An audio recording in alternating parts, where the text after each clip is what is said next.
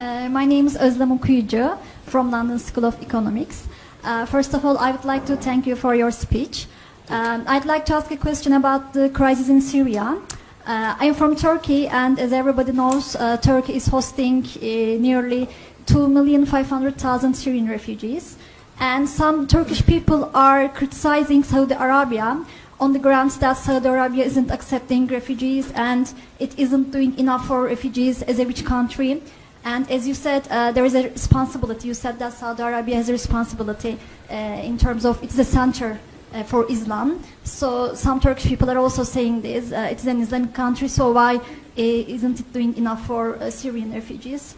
So I'd like to ask about this issue. I'd like you to elaborate on Saudi Arabia's refugee policy.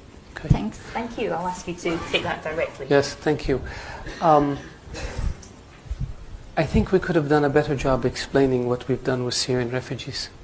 Saudi Arabia has issued more than 2.5 million visas to Syrian refugees since the crisis began. We put out a statement. Nobody noticed it.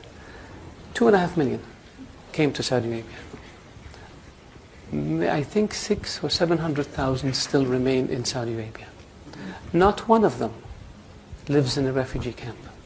And not one of them lives in a tent.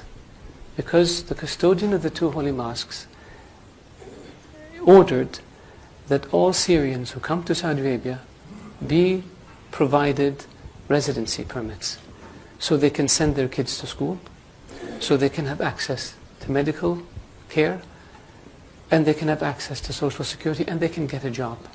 We don't have one Syrian. Of all the Syrians who came to Saudi Arabia, 2.4 million, not one of them lives in a tent. And the same thing we did with Yemenis. Since the war in Yemen began, almost 1 million Yemenis came to Saudi Arabia as refugees. And the same policy was applied to Yemenis. Not one of them lives in a refugee camp, and not one of them lives in a tent. And we don't brag about it, and we don't put TV cameras in front of them, because that, to us, is what our culture is all about. These people came because their homes were devastated.